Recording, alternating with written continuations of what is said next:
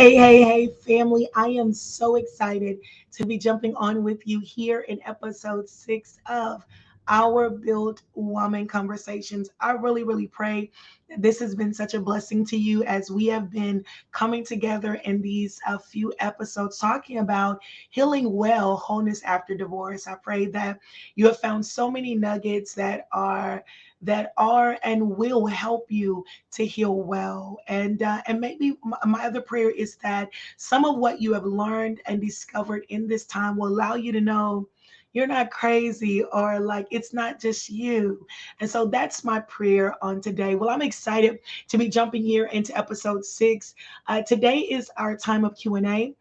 There's a few questions that have come to me since I've been doing this podcast over wholeness after divorce. And so I wanted to answer a few of these questions that have been sent to me. And so today we are going to do a question and answer some of the questions that have been sent to me on just questions about wholeness after divorce by so many women. And so I'm excited to be able to expound. I think I have about maybe 6 or so questions. And so we're going to jump into that a little bit.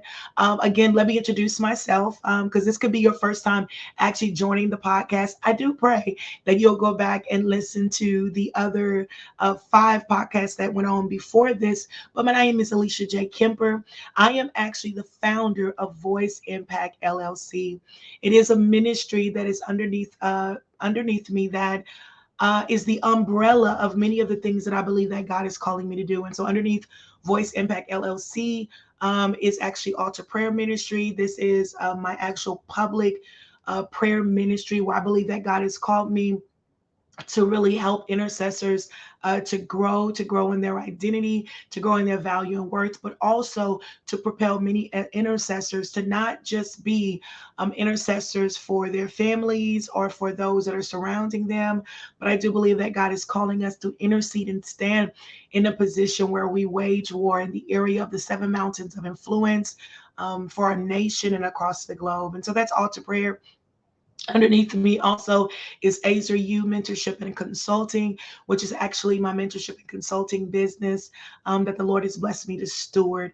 And so under the umbrella of Voice Impact Ministries are the umbrella of those 2 things. And of course, there is Voice Impact itself. This is a place where I write so many courses and help to empower so many that have been silenced and muted through different things that they've been through in their life, trauma, and dysfunction, and to help them to discover their actual voice, find their voice so that they can impact the world that is around them. And so I'm so excited to be able to steward this time with you as we have been talking about wholeness after divorce. It's not really a disclaimer, but I've said it before. This conversation is not to get into an argument on whether or not divorce is of God or not of God.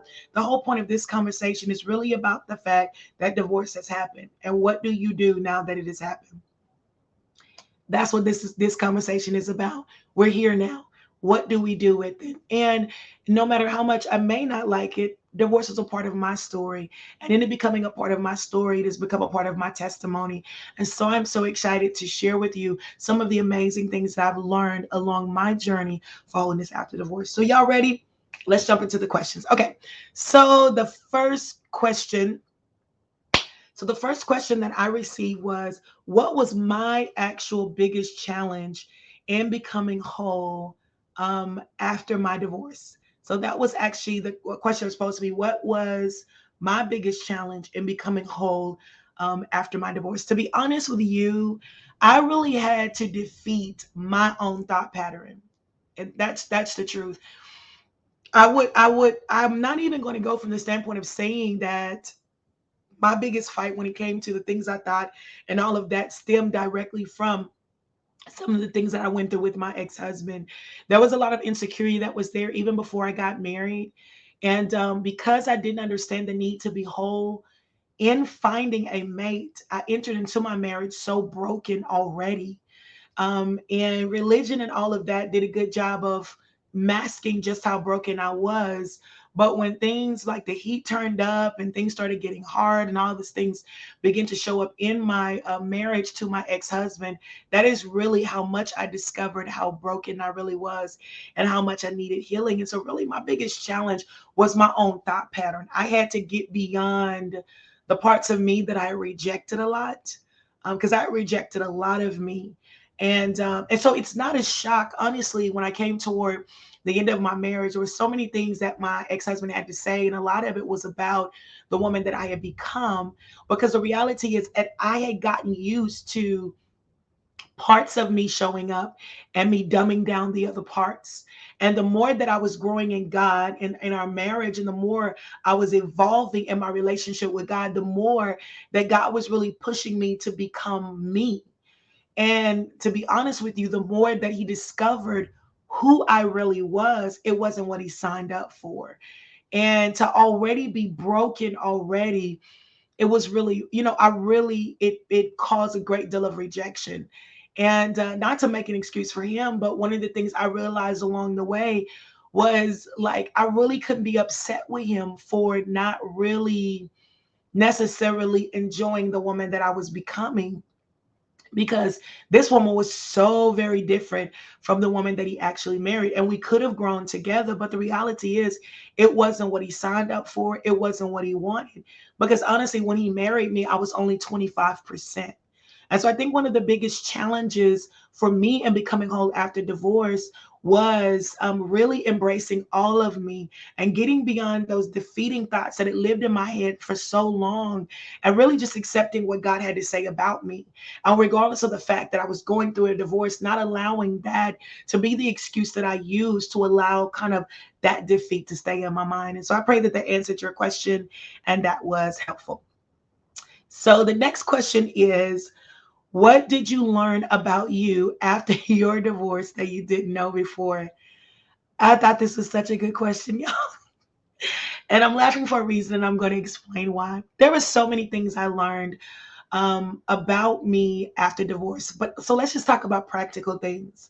So one of the things that I learned about me after my divorce that I didn't know before is I don't really like to cook. I know that's crazy, but like, I don't like to cook. I can cook and I can really cook, but I don't enjoy it, right? It was kind of the thing that was groomed in me, and I was taught growing up that these are the things that a woman should know and all of that. But after my divorce, I really realized, like, I really just don't really enjoy it, to be honest with you.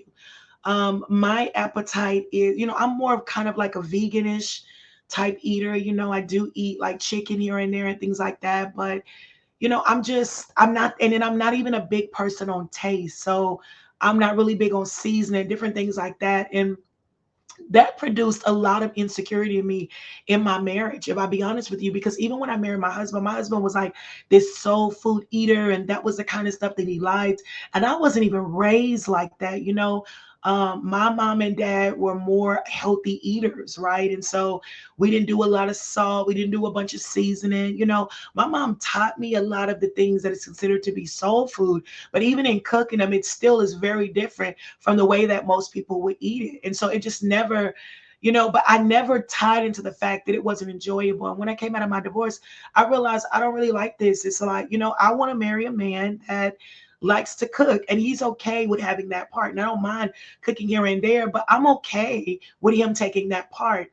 And I really learned that I didn't really like that. And I also realized how much insecurity it brought, because that was one of the things that the enemy would often use through my ex-husband to make me feel less than, or to bring kind of this competing comparison spirit between us, because he was the cooker and he did do the soul food thing. And because I always felt like that was something that I had to be as a wife, I didn't know, like, it's okay to step back in that area and just let him be, like, there's no need to even be belittled behind that. Like, if that's his strong point, let that be his strong point. But again, just like it is tying into the last question that was just asked, was because I didn't enter in whole, there were so many broken pieces in me. And the sad thing about brokenness is that it does open up doors for you to compare, even in your marriage. And so that was like one of the things I learned about me when it came to divorce, that I learned about me after divorce. Like, that was one of the things that I actually learned. The other thing that I learned was that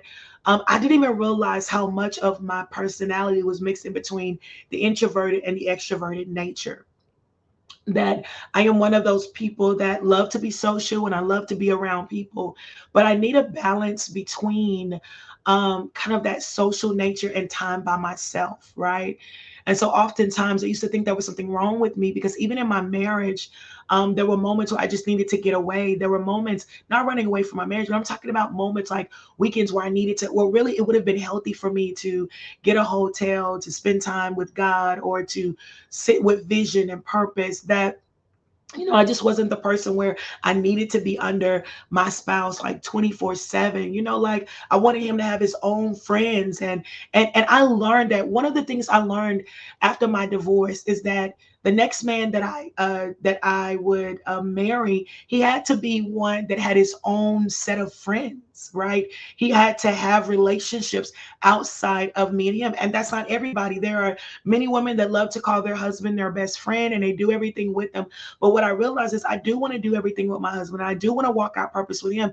But it's important to me that he has his own friends. Because what I realize is I have no desire to fill the shoes of friendship for my husband. Like there will always be a friendship component in our marriage, but I want him to have healthy friendship. And for me, that's a big thing for anybody I date. Like you need to have friends. Like you need to have people that you hang around with because the friendship component is very important to me. It's important for me to be around women that get me, to be able to have that time with like-minded females where we can laugh together, we can talk together. There are just things that you can talk to your friends about that they just get it, and it doesn't take an hour of explanations that sometimes your husband just doesn't get. And so I even learned after my divorce how important that was for me, because like during my divorce I really rejected that a lot. And even with my own ex-husband, because there was a wholeness that was needed even for his life, he rejected it. And so there was always like this competing that would come with even my friends. And what I realized is I don't really like that. I need to be with someone that accepts the friends in my life and understands that that's a very big part of me, and my friendships matter to me. And I don't need you. You're not coming into my life to take their place, right? Like what you bring in my life is completely different from what they bring, and they don't need to mix and mingle. And so that was another thing that I really, really learned. I learned about me, and so those are a couple of things that I learned. I feel like I learned about me after my divorce that I really didn't know about me before. Right, I really didn't realize that it was such a really big thing for me. I think the last thing that I realized. There's so many things, but one of the things that just popped up in my head that I think about that I learned after my divorce that I didn't know before was how important purpose is to me, and that the next man that I marry, purpose has to be a big deal for him. Like I want to be in partnership with him in purpose, but I cannot be with someone that expects me to dummy me in order for them to feel a certain way. Like I need him to. It is important that the man that I marry can stand in his own right and cover me. Because who God has called me to be is who God called me to be. And my strength should not be intimidating for you. And if it is, like, you're just not the guy for me. You know what I'm saying? Like, my mentorship, my consulting, all of the things that God had called me to do, this is my purpose. And I want to be with a man that finds that attractive, that is excited about that. I want to be with a man that loves and values my relationship with God, and he pushes me to go deeper into what God is calling me to be. I cannot be with someone that will compete, that will compare, that is intimidated, because the truth of the matter is I have found in my life that when I look over the abuse that I've been through in relationships, that has always been the grounds of what have opened up the door to abuse.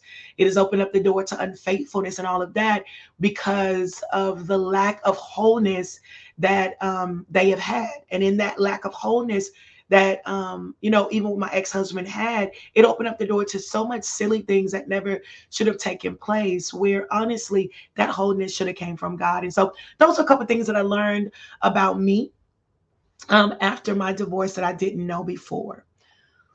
So, next question. I know you raised children alone after your divorce. What advice would you give to women now raising children after your divorce? My goodness. Wow. So, I know I hinted toward this a little bit a few times throughout the podcast, but this is such a good a good question because I learned, my God, so much stuff in raising children. Okay. And number one, this is a big thing, is that whether the father of your, whether your ex-husband is present in your children's life or they are not, it is not your job to try to fill the shoes of father. Oh my goodness. I want you to hear me again. Whether your ex-husband is in your children's life or not, it is not your job to fill the shoes of father. Like, that's not your job. God created you to be a mother, and that nurturing nature that God created you for is enough, right? Are they going to deal with certain things because of the absence of the father? Yes, but God has equipped you to be able to navigate that waters with them, right? There are things that they are going to, pointing your children toward their relationship with God will help the Lord fill the space of fatherlessness there if they are absent. And if that father is present, then great. He's filling those shoes to provide security and protection and identity to your child. But your job is not to fill the shoes of father. There is nothing more that like get under my skin when I hear single parents, whether that's a single mother or a single father, saying, I'm both mother and father. You can never be both. God created you to be exactly who He created you to be. And I need you to know today that one of the greatest things that I had to learn, and the advice that I would give you, is that you're enough for the shoes that God has called you to fill. You don't have to try to fill both. The second thing that I would say is don't feel like you have to overcompensate.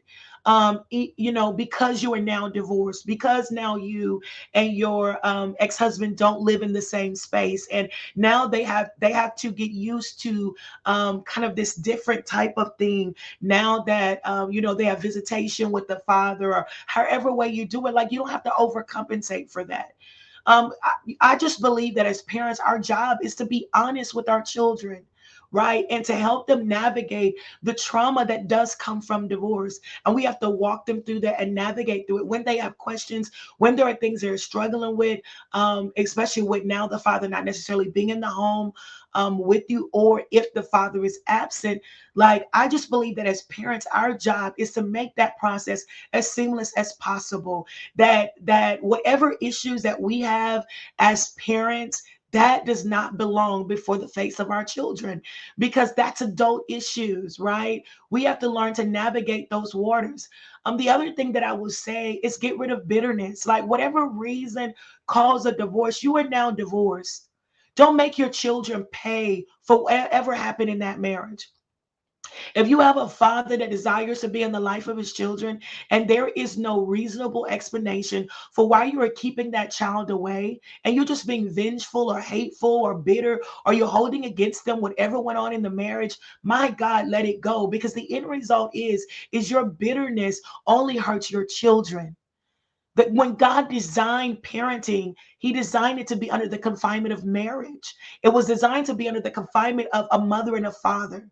So now that they're in this different type of parenting relationship, the best thing that we can do for our children is to make it as smooth as possible. Now, there's nothing that you can do when there's drama there. There's nothing that you can do when the father isn't there. But I mean, I'll tell you that one of the greatest things I learned is not to create an environment that causes my children to be hostile toward their father, even if he's not necessarily as present as he should be. Like, I just realized that stuff, I need to leave that alone. It is already trauma with them having to go through a divorce. Don't now allow your voice as a mother and as the ex wife to be a negative voice in their head, where now they cannot decide on their own concerning their father. That's not fair. That's not fair. Now, because the truth of the matter is, whatever that father is presenting in the life of that child will wise up. Do you be honest? Absolutely. Right? Or are you there with honesty with the questions that they're going to ask? Absolutely. But you shouldn't be arguing in front of them or bashing their father or dogging them out. That's just not right, because all you're doing is prolonging and adding trauma in areas. And this is the other thing too. Don't compete. Like, don't be competing with the father. He did this when he spent time with him. Let me do this. Like, no, just who you are as a mother is enough for your child. And your job is to just be present, even if you're talking about like areas where he may be financially more stable than you are. At the end of the day, be present for your child. Love your child. That's what they're going to remember. When it all ends up at the end of the day, it is not going to be how much ice cream you bought. It's not going to be how many toys you bought. It is going to be your presence in your child's life. The very last thing I think that I advice I would give to you as women now raising your children after divorce is sometimes when it comes to overcompensating for some of the things that your children have endured through that divorce or whatever, is we will befriend our children instead of parenting. And I want you to hear me, is that I do believe that there is a friendship component to parenting. And I'm going to tell you what I mean. I mean that there is such a foundation that is built with your child that they know that they can come to you and talk to you about anything. So I believe that we should be open to hear our children, right? I don't necessarily agree with the idea you do what I said because I said do it. I agree with that because I am your parent. I am the authority in your life and I know what's best for you. But I do believe that we begin to teach our children from a place of understanding when we can see it rather from you do what I'm telling you to do because I'm telling you to do it. And this is why I'm telling you to do it. Because now your children are not doing something just to be doing, they have understanding. And I personally don't feel like there's anything wrong with understanding. And that's my personal opinion. I'm not negotiating with you on whether or not you're going to do it. You're going to do what I said do, right? I believe in discipline. But the reality is I don't enjoy ignorance because I believe that sometimes we teach our children to do things out of ignorance and we don't realize how much that develops a certain mindset even as they get older. And now they're in environments that are not healthy for them, but the foundation of them just doing because somebody told them to do it, that is an authority in their life, really was developed from us. And so I do believe in a friendship component that is a part of parenting, but it's only from the standpoint of knowing that, there's nothing that they are going through that they cannot come, that they cannot talk, and that you will listen. You won't shut them down. You won't overtalk them. You won't, regardless of what they're dealing with, at whatever age they are, you won't minimize it because you're paying bills but you don't know the things that I'm going through. I can't even, like wherever they are, that we as parents meet them there to hear what they're going through, to hear what they're dealing with, and encourage them. And that not all the time do we have the answers to what they're going through. But sometimes our children are coming to us not because they need answers, they just need a listening ear and they need to be supported. And so as much as I know that there's a friendship component to parenting, we are not designed to be their friends. We are their parents. And the dangerous thing of when we overcompensate because of some of the things that they have endured because you're now in divorce and all of that overcompensation can push you to spoil them rather than parent them. And now we don't prepare them well as adults, and they go into environments expecting everything to be the way it was in their home, and they don't realize that the world is not like that. So it's important that we parent our children, ladies. We've got to parent our children. So I pray that was a blessing. Two more questions. Next question was, how did you know you were ready to date again? To be honest with you, I feel like the way that I knew I was ready to date again was um, just the amount of insecurity that I dealt with. Um, I kind of knew it based off of the choices of relationships that was coming in my life as friends, right? Um, in the moments where I would step out to date and I still started to realize I was still like I had this propensity to draw toward insecure people, abusive people, um, controlling people. I felt like it revealed to me that there was still parts of me that still was kind of insecure and compromising, and I needed to deal with that. The way I knew I was ready to date again was even when the friendship and associate component of relationships in my life began to match me. It started to match the level of the type of relationships that I knew God was designed to have in my life. The other thing was the ability to handle what was in my life. the ability to manage my own emotions, finances, children, things like that. I just personally believe that it is unfair to bring a person in on your dysfunction. Now, everyone has baggage, right? And I say this all the time. There are things that you don't even know that you need to deal with until dating happens, right? You didn't even know you kind of was still dealing with like a little bit of insecurity or distrust until you come into it. And so you can deal with that. But because there is a level of wholeness and security that is in your life, you can deal with it properly. Um, but I don't think it's fair to bring somebody in on your dysfunction. Your children are out of control, like, they're not well behaved, and you're bringing somebody in your life because you're lonely, but your life is chaos, and you bring a person into that chaos. The scary thing about doing that is likely you will bring in someone that is just as chaotic, and he becomes this hurricane of drama and dysfunction and trauma, or you'll draw somebody that is whole and healthy, and they won't stay long in it, because no one wants to be a part of that level of dysfunction. And so I felt like I knew I was ready to date again when I could manage my own life, manage my own things. And when I began to look at the current relationships that were around me, and they reflected that wholeness, like, because we draw what's in us. And I started to realize so many great relationships that the Lord had drew that were healthy and whole, whether that was close friendships or whether that was associates. And so that to me was a telltale sign that I was actually ready to date again. And then I won't lie, it was also in, because prayer is everything for me in my conversations with God. And so even God began to really talk to me about, okay, sweetie, you know, I know this is your desire and you're ready. And no matter what you feel, you're ready. And so even God's pushing and compelling for me to take that step out again. So I pray that that was helpful as well. And then our last question is, can you expound more on how you gain confidence again after divorce? And this is such a great question to end on.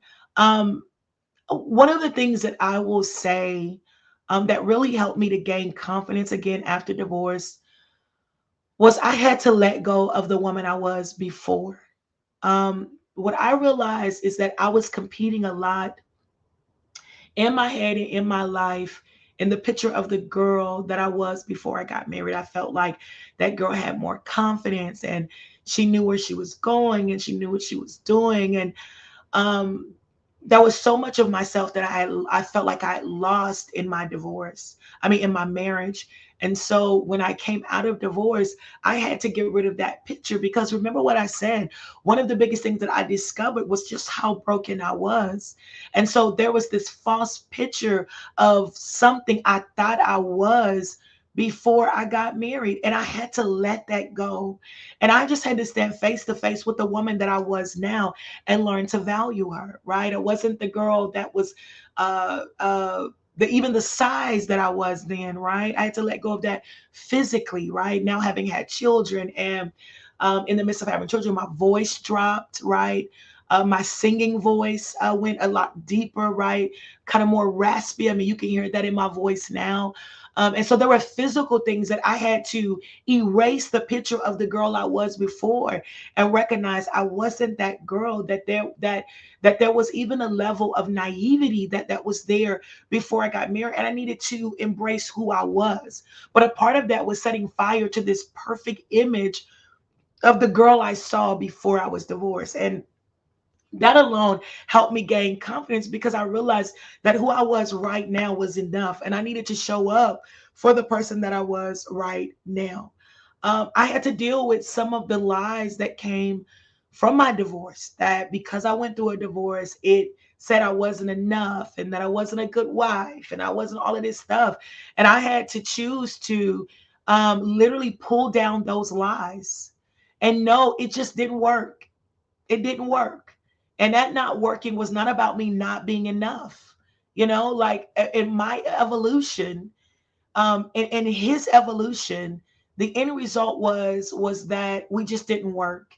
And no matter how much we tried to work on it and all of that, because we met each other in such dysfunction, and we met each other when neither one of us was being 100% who we were really meant to be, that as we begin to evolve, we evolved apart instead of evolving together. And that was just a reality that we had to accept, right?